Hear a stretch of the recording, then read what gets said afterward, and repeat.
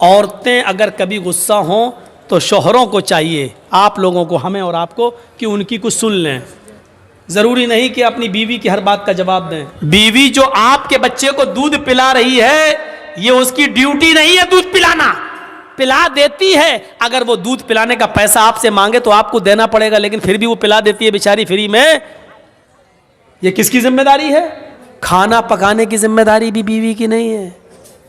मौलाना साहब ये क्या बयान कर रहे हो? घर का कहीं उल्टा सीधा ना हो जाए मामला गड़बड़। मेरी बहनें अगर हैं तो सुनो, आज तुम्हें खुश कर देता हूं। अगर तुम्हारा पति तुम्हें पूरा पूरा खर्चा नहीं देता है तो तुम अपने पति की जेब से उतना पैसा उसको बताए बगैर ले सकती हो जितनी तुम्हें ज़रूरत है।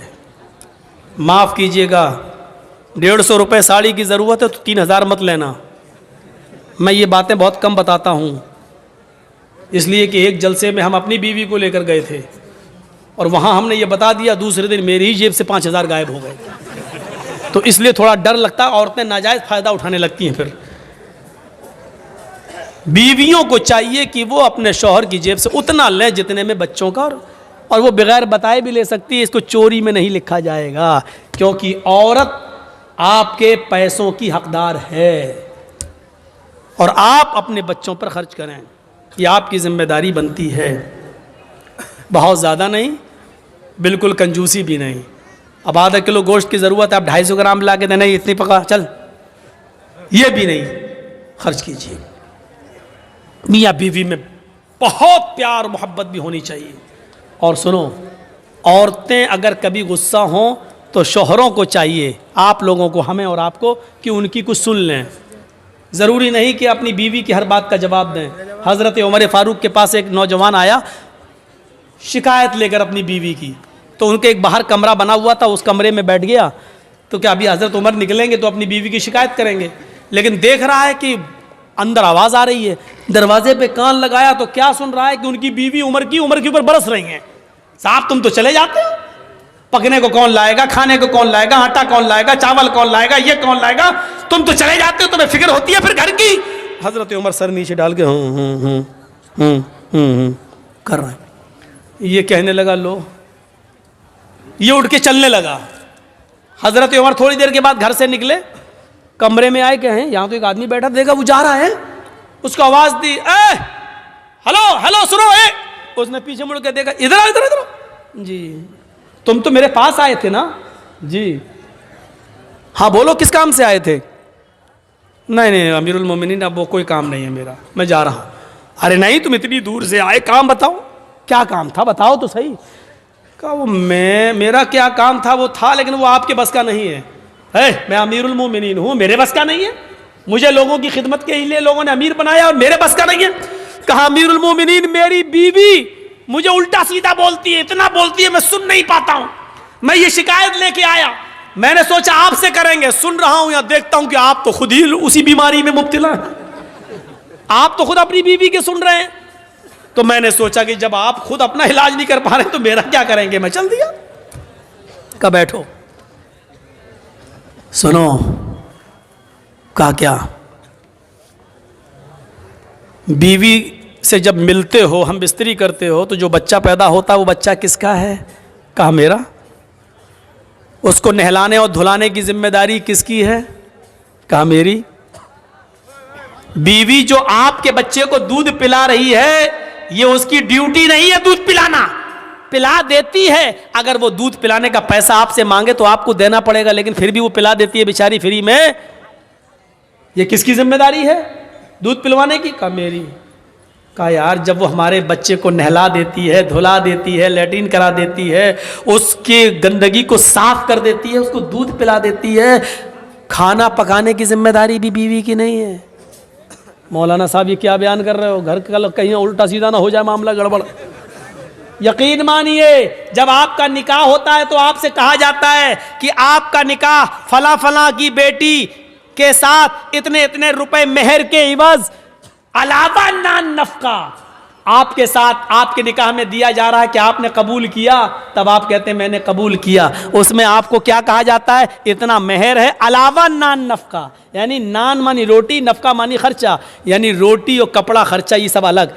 इसके अलावा रोटी आपको देना है, खाना आपको देना है। अगर वो नहीं पकाती है तो आप उससे ज़बरदस्ती नहीं पकवा सकते हैं, और खाना आपको खिलाना पड़ेगा। खुद पकाओ खिलाओ या होटल से लाओ खिलाओ, लेकिन वो खिला देती है और पका देती है। तो क्या तुम इतना भी नहीं सुन सकते हो? कहा अमीरुल मोमिनीन, अच्छा हुआ ये मुझे बताया, ये बात कहीं मेरी बीवी को मत बता दीजिएगा, वरना रोटी भी हम ही को पकाना पड़ेगी। ठीक है मैं सुनूंगा। फिर हज़रत उमर फारूक ने कहा सुनो, तुमने अल्लाह के रसूल की हदीस नहीं सुनी? नहीं सुनी? फ़इन्ना खुलिक़्ता मिन ज़ुलइन, खुलिक़त मिन ज़ुलइन, औरत आदम की बाएं पिसली से पैदा हुई है, और पिसली का ऊपर वाला हिस्सा, ये ऊपर, ये टेढ़ी होती है। टेढ़ी पिसली कैसी होती है? ये वाली पिसली आप निकालिए बाएं तरफ की, ऐसे निकलेगी, ये पिसली है। अल्लाह के नबी कहते हैं कि ये आदम की पिसली से पैदा है बाएं, और पिसली टेढ़ी होती है। फ़इन ज़हब्ता तुक़ीमुहु कसरतहु, अगर तुमने इस पिसली को सीधा करने की कोशिश की तो पिसली सीधी नहीं होगी। ऐसे करोगे यहां तक हो जाएगी, बस ये टूट गई, टूट जाएगी, सीधी नहीं होगी। फ़इन ज़हब्ता तुक़ीमुहु कसरतहु, अगर तुमने पिसली को सीधा किया तो तोड़ दोगे, और अगर ऐसे ही छोड़ दिया तो टेढ़ी रहेगी। अब बताओ, टेढ़ी रखना बर्दाश्त है या तोड़ना बर्दाश्त है? नहीं, टेढ़ी रखना सीधा है, सही है। तोड़ने का मतलब तलाक, यानी औरत तलाक ले लेगी, ये गवारा है, लेकिन तुम चाहो कि सुधर जाए, पूरी नहीं सुधरेगी। ये याद रखना। मेरी बहनें बुरा मान रही होंगी, हमको इतना बुरा कह रहा है। मैं क्या कह रहा हूँ? अल्लाह के नबी ने फरमाया, अल्लाह के रसूल को भी सुनना पड़ती थी। एक बार हज़रत आयशा सिद्दीक़ा नाराज़ हो गई और अल्लाह के नबी खजूर लेके उनके पास बैठे, आयशा खाओ, और वो नाराज़ है, कहती नहीं खाऊंगी, भूख नहीं है, चेहरा फेर ले आओ। अल्लाह के रसूल इधर आ गए, जहाँ चेहरा था उनका उधर आ गए। हम लोग होते तो क्या करते? खाओ, लो, नहीं खाएंगे, चेहरा ऐसा कर लिया, नहीं भूख नहीं। खा रही कि नहीं खा रही? नखरे दिखा रही है, खा, एक तो मना रहा हूँ। हम लोग उधर नहीं जाएंगे। अल्लाह के रसूल ने उधर आ गए, खाओ आयशा खाओ। मैंने कहा ना मुझे भूख नहीं है, फिर चेहरा घुमा लिया। आप फिर उधर आ गए, आयशा नहीं, ज़्यादा नहीं, चलो खाओ, गुस्सा थूको, बिस्मिल्लाह, अल्लाह के नाम से शुरू करो, चलो अल्लाह का नाम लो, खाओ। हज़रत आयशा भी जानती नहीं, ज़्यादा नहीं कहलवाना चाहिए। 2 बार कहलवाया, तीसरी बार मौका नहीं दिया, लेकिन तंज मार दिया। खजूर उठा के कहते खाओ, ऐसा बिस्मिल्लाह, अल्लाह का नाम लेके खाओ। इससे पहले कि मैं अपने बाप का नाम लेके खाती थी, अल्लाह ही का नाम लेके खाती थी, ये कहा और खाना शुरू कर दिया। ये थी मियाँ बीवी की नोक झोंक, कोई बुरी बात नहीं है। लेकिन मनाने का स्टाइल देखो, ले खाओ, नहीं, हम लोगों की तरह नहीं, दिखा, नखरे मत दिखा, चल खा ले, मना रहे ना अभी। अल्लाह के रसूल ने ऐसा कभी नहीं कहा, लो आ गए उधर। ये होता था। हजरत उमर ने कहा, अगर अल्लाह के नबी ने कहा अगर तुम इसको सीधा करोगे तो टूट जाएगी, और ऐसे ही छोड़ दोगे तो टेढ़ी रहेगी। यानी कुछ टेढ़ापन मंजूर कर लो, औरत के अंदर कुछ कमियां हैं बर्दाश्त कर लो, लेकिन सीधा करने की कोशिश करोगे तो टूट जाएगी, तलाक हो जाएगी। कितनी बेहतरीन चीज बताई। वानफिक़ अला अयालिक, अपने बीवी बच्चों पर खर्च करो, हैसियत के मुताबिक, इस्तिताअत के मुताबिक। औरत को भी चाहिए कि अपने शौहर की मामला देखे, बेचारा बिजनेस करता है या रिक्शा चलाता है या मजदूरी करता है, उसी हिसाब से वो अपने शौहर से अपने खर्च का मुतालबा मांगे, ज़्यादा मुतालबा वो ना करे। तीसरी चीज पर नजर डालिएगा, हमारे मुआशरे के अंदर ये आम हो चुकी है, वला ततरुकन्ना सलातन मक्तूबतन मुतअम्मिदन फइन्न मन तरका सलातन मक्तूबतन मुतअम्मिदन फक़द बरिअत मिन्हु ज़िम्मतुल्लाह। आए माज़, फर्ज नमाज कभी भी कसदन जानबूझकर मत छोड़ना। फर्ज नमाज क्या बोलूं, कहां से शुरू करूं और कहां पे ख़त्म करूं। नमाज के सिलसिले में हमारी सोसाइटी, हमारा समाज क्या है। समाज के अंदर बहुत जल्दी मीटिंग हो जाती है, फलां लड़की को फलां लड़के ने गांव में छेड़ा है, पंचायत बैठ जाती है, इतना रुपया जुर्माना दो या शादी, सजा मुतय्यन हो जाती है, पंचायत बैठ जाती है। वाह रे गांव के पंचायतियों, मुबारकबादी के लायक हो तुम। लेकिन दिल पे हाथ रख के बताना, जिसने आपके मोहल्ले में फजर की नमाज न पढ़ी हो, उसके लिए तुमने कौन सी पंचायत की है? असर की नमाज के वक्त वो अपने खेत में खेत जोत रहा था, तुमने उसके लिए कौन सी पंचायत की है? और अगर नमाज छोड़ने पर पंचायत नहीं कर सकते हो तो फिर लड़के और लड़की के मामले में लेके भाग गया या जिना कर लिया और उसके लेके पंचायत, इतने रुपए जुर्माना दे लड़के वाला, तुमने फलां की लड़की की जिंदगी बर्बाद कर दी।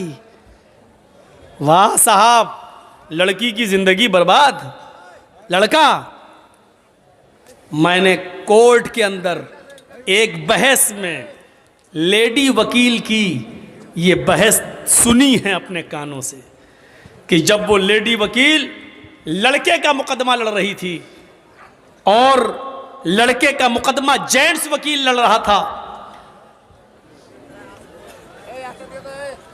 लड़की का मुकदमा जेंट्स वकील और लड़के का मुकदमा लेडी लेडी वकील बचा रही थी लड़के को, और जेंट्स जो वकील था वो सजा दिलवाना चाह रहा था। तो उस वकील ने, जो लेडी थी, वो सुई लेकर आई थी, सुई और धागा, और उसने कहा, जज साहब देखिए ये धागा मैं सुई में डाल रही हूं।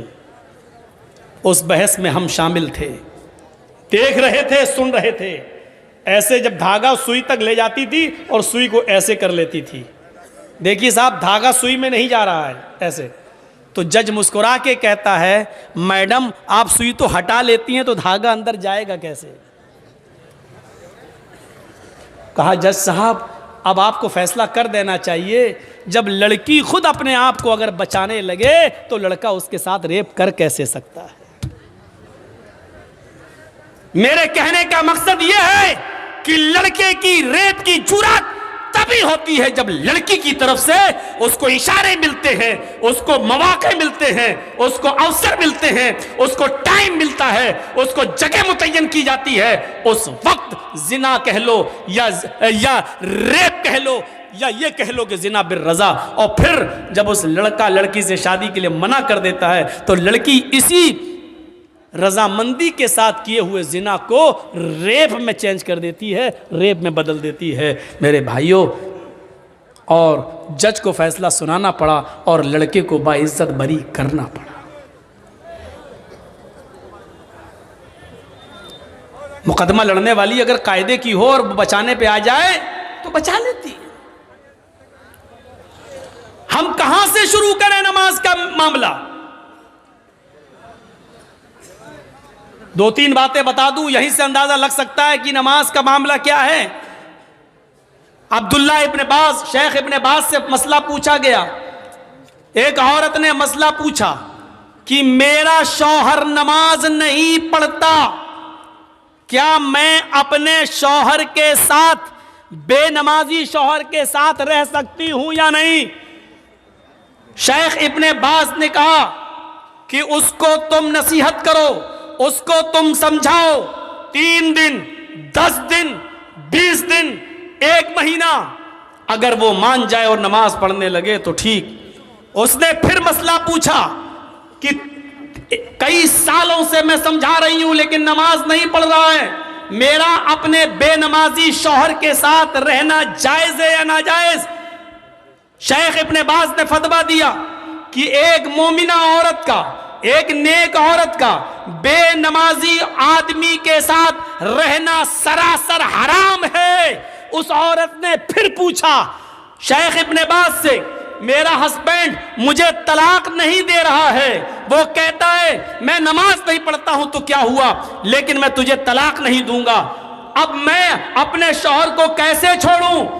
शेख इब्न बाज का फतवा था कि जब तेरा शौहर नमाज ही नहीं पढ़ता, और जब नमाज नहीं पढ़ता तो वो मोमिन ही नहीं है, और जब मोमिन ही नहीं है तो तू उसके निकाह में ऑटोमेटिक नहीं है, और जब उसके निकाह में तू नहीं है तो तलाक की जरूरत ही नहीं है। निकाह काजी से फिस्क करा और एक हैज, एक पीरियड इंतजार करके अपना दूसरा निकाह कर ले, शौहर तलाक दे या ना दे, क्योंकि बेनमाजी जब मोमिन ही नहीं है तो तलाक की जरूरत भी नहीं है, तो इद्दत गुजार के दूसरा निकाह कर सकती है। यहां से आप अंदाजा लगा सकते हैं मेरे भाइयों कि एक नमाज पढ़ने वाली औरत को बेनमाजी शौहर के साथ रहना जायज नहीं है। यहां से आप अंदाजा लगाएं, बेनमाजी अगर मर जाए तो उसकी नमाज जनाजा भी जायज नहीं है। बेनमाजी अगर मर जाए तो उसको मुसलमानों के कब्रिस्तान में दफन करना भी जायज नहीं है। चल रहा है, चल रहा है। हमारा समाज इस पर क्या एक्शन लेता है, सोचिए आप।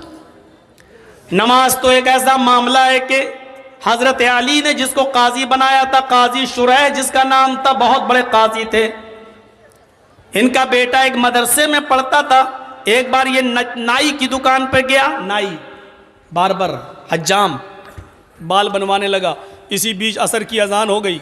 जब बाल बनवा के आया तो जमात हो चुकी थी, सलाम फेर दिया, अस्सलाम वालेकुम रहमतुल्लाह। ये जल्दी से आया, वज़ू बनाया, और वज़ू बनाने के बाद इसने अकेले नमाज पढ़ ली। लेकिन मदरसे के टीचरों ने देखा कि इसने जमात के साथ नमाज नहीं पढ़ी, ये बाद में आया और अकेले नमाज पढ़ रहा। नमाज पढ़ी उस बच्चे ने, लेकिन बाद में पढ़ी। मदरसे के टीचर ने, मदरसे के उस्ताद ने काजी साहब को लेटर लिखा, काजी साहब आपके बेटे ने नाई की दुकान पर बाल बनवाने में इतना टाइम लगा दिया कि जब बाल बनवा कर आया तो असर की नमाज की जमात हो चुकी थी, उसने बाद में अकेले नमाज पढ़ी है। मदरसे का मैनेजमेंट कमेटी क्या सजा दे, आप मुतय्यन करिए। मैं मदरसे का मैनेजमेंट कमेटी का मेंबर हूं, लेकिन आप काजी हैं, आप बताइए कि आपके बेटे को क्या सजा दी जाए। काजी साहब ने जो सजा दी, सुनिए वो क्या था। एक मोटा डंडा भेजा, एक मोटा डंडा भेजा और एक लेटर लिखा, और लेटर में लिखा हुआ था, मदरसे की मैनेजमेंट कमेटी को ये मैं ऑर्डर देता हूं कि मेरे बेटे को इस मोटे डंडे से इतना मारो, इतना मारो, इतना मारो, जब तक ये डंडा टूट कर 3 टुकड़े ना हो जाए, उस वक्त तक इस डंडे से मेरे बेटे को पीटते रहो। जब ये डंडा 3 टुकड़े हो जाए तो मेरे बेटे को पीटना छोड़ देना, और उसका खाना पानी बंद करके कमरे में बंद कर देना। अगर वो तौबा कर ले और इसरार करे कि आइंदा मैं कभी, इकरार करे कि आइंदा मैं कभी इतने तंग वक्त में बाल नहीं बनवाऊंगा, या कोई तंग वक्त में टाइट शेड्यूल में मैं नमाज का वक्त करीब हो तो मैं कोई दूसरा काम नहीं करूंगा, अगर इस बात का इकरार करे तो छोड़ देना, वरना भूखा प्यासा अगर मरता है तो मर जाने देना। ये काजी का फैसला है अपने बेटे के बारे में, काजी शुरैह का। हम अपनी नौजवान नस्ल को एंड्रॉयड मोबाइल उनके हाथों में दे देते हैं और समझते हैं कि मेरा बेटा फजर में जमात के साथ नमाज पढ़ेगा। जो आपका बेटा रात के 12 बजे तक 2 GB मिलने वाले नेटवर्क को खत्म करने में रात गुजार देता हो, आप अपने उस बेटे से ये उम्मीद रखते हैं कि वो फजर की नमाज जमात के साथ अदा करेगा। इन सर्दियों की रातों में ऑनलाइन पढ़ाई के बहाने आपकी बेटियां मोबाइल इस्तेमाल करके व्हाट्सएप और फेसबुक यूज कर रही हैं, और आप ये उम्मीद रखते हैं कि हमारी बेटियां बापर्दा और बाहया हो जाएंगी, नकाब लगाएंगी, खुशबू से पाक साफ रहकर बाजार में या अपने मायके या कहीं और जाएंगी। या आप आज के इस दौर में उम्मीद लगा रहे हैं तो बेकार है। अगर आपने अपनी बेटी को एंड्रॉयड मोबाइल दे रखा है, फेसबुक और मैसेंजर और व्हाट्सएप अगर वो चला रही हैं, तो याद रखिएगा आप अपनी बेटी पर भरोसे के लायक नहीं हैं। आपकी नजर में आपकी बेटी कितनी पाक साफ हो, लेकिन आपको अपनी बेटी पर भरोसा नहीं करना चाहिए, एतमाद नहीं करना चाहिए, इसलिए कि व्हाट्सएप और मैसेंजर और फेसबुक चलाने वाली लड़की का एतबार नहीं किया जा सकता है आज के इस दौर में। जब हजरत आयशा सिद्दीका के ऊपर तोहमत लग सकती है, हजरत आयशा सिद्दीका इल्जाम से अपने आप को नहीं बचा सकती हैं, तो हमारी बेटियां उनसे ज्यादा पाक दामन तो नहीं है, हमारी बच्चियां उनसे ज्यादा नेक तो नहीं है। जब मुनाफिकों ने, झूठों ने, जब कजरुओं ने और दिल के गंदे लोगों ने अम्मा आयशा को नहीं छोड़ा, तो हमारी बेटियों को कैसे छोड़ेंगे?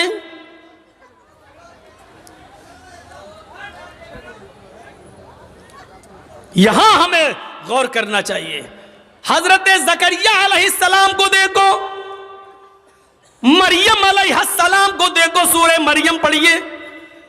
वो मेहराब में मस्जिद के अंदर है और हजरत मरियम के पास बेमौसम फल आ जाता है।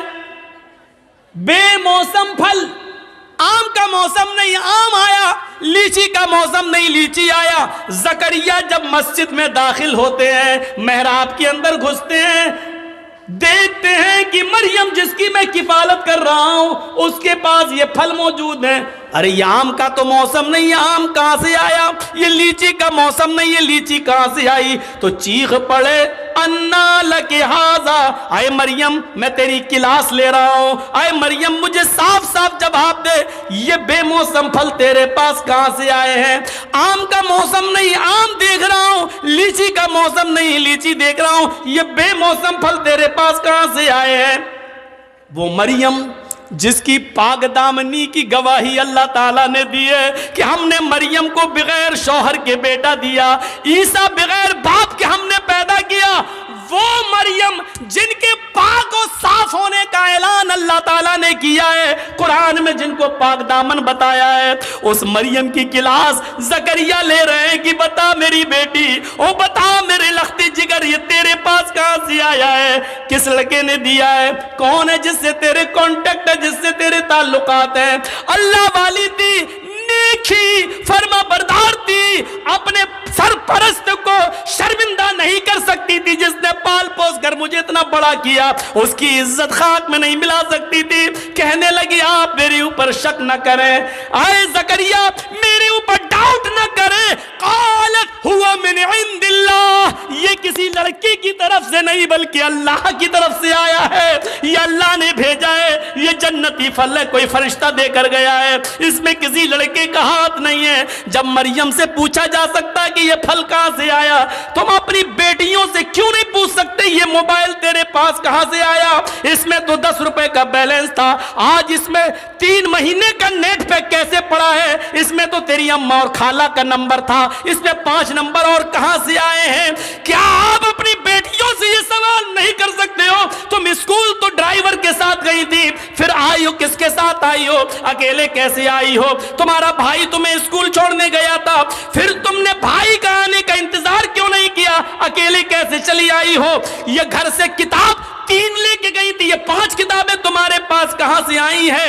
ये सारे सवालात की जिम्मेदारी एक बाप की बनती है जो अपनी बेटी से पूछे, अपनी औलाद से पूछे। और अगर तुम ऐसा नहीं कर सकते हो तो तैयार रहो, हमारी बेटियां कल आरएसएस के गुंडों से निकाह करने के लिए तैयार हैं, इसलिए कि ये प्लानिंग हो चुकी है कि मुस्लिम लड़कियों को स्कूलों में जगा दो और हिंदू लोगों से कह दिया गया खुल के प्यार करो, कोर्ट मैरिज करो, इनको निकाह के बंधन में बांधो और 2-4 बच्चे पैदा करके बच्चे अपने पास रख के औरत को दर दर की ठोकर खाने के लिए मजबूर कर दो, उसको निकाल दो।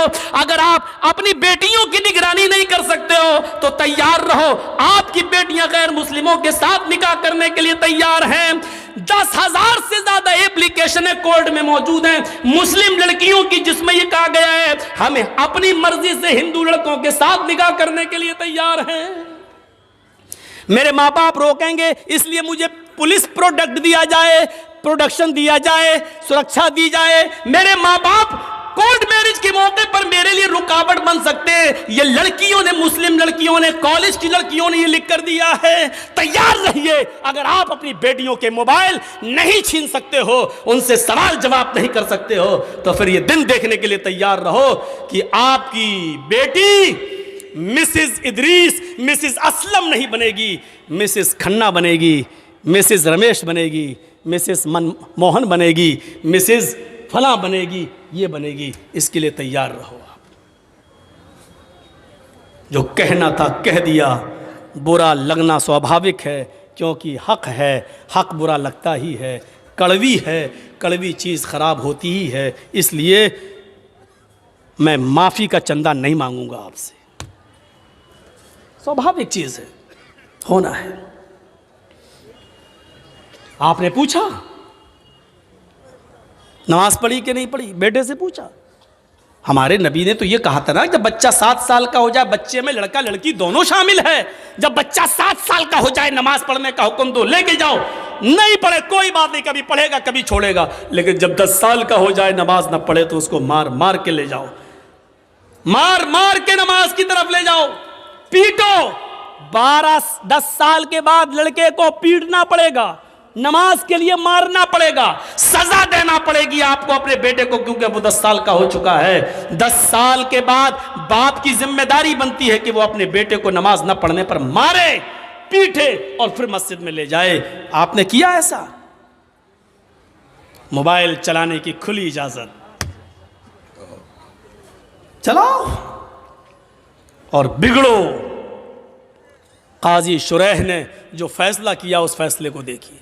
हजरत उमर फारूक जब फजर की नमाज पढ़ाने के लिए खड़े हुए तो अबू लूलू ने, फिरोज नामी आदमी ने, किसी बात पर वो हजरत उमर से नाराज था, उसने खंजर में जहर बुझा लिया था और छिपकर बैठा हुआ था मिंबर के पास। हजरत उमर ने जूं ही कहा अल्लाहु अकबर, फौरन उसने खंजर मार दिया।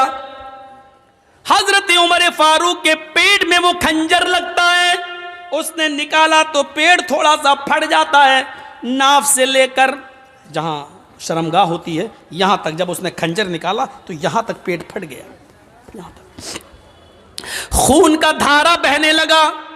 नमाजियों ने अबू लूलू को पकड़ना चाहा लेकिन वो भागने लगा।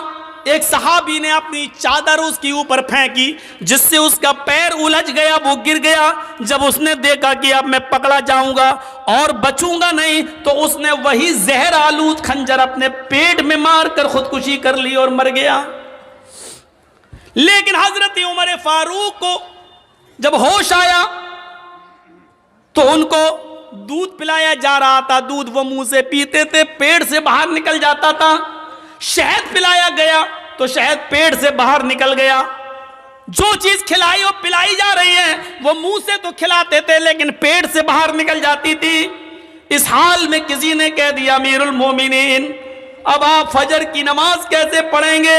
आप पहली रकात में थे और आपको खंजर मार दिया गया है, आप बेहोश होकर जमीन पे गिरे हैं और हालत आपकी है कि खाना पानी पेट में रुक नहीं रहा है, आप फजर की नमाज कैसे पढ़ेंगे? हजरत उमर ने कहा पढ़ूंगा, मेरी फजर की नमाज क्या अदा नहीं हुई है? कहा नहीं, पानी लाओ। वुजू बनाया, खड़े हो गए।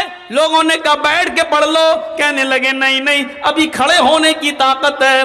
खड़े होकर 2 रकात नमाज पढ़ी और नमाज पढ़ने के बाद फरमाया लोगों, अगर ये हालत किसी और की हो जाए, खाना पानी भी पेट से निकलने लगे, इस हाल में भी अगर नमाज का टाइम हो जाए, नमाज का वक्त हो जाए और उस आदमी को होश हो तो नमाज इस हाल में भी पढ़ना पड़ेगी। अगर इस हाल में होश है, पेट फट जाने के बावजूद, खाना पानी पेट से निकलने के बावजूद अगर होश है और नमाज नहीं पढ़ता है तो ला हज़्ज़ा फिल इस्लामी लिमन तरकस्सला, तो ऐसे आदमी का इस्लाम में कोई हिस्सा नहीं है। इस हाल में नमाज ना पढ़े तो इस्लाम में हिस्सा नहीं है। जो तंदुरुस्ती में नमाज ना पढ़े वो मुसलमान बना बैठा है।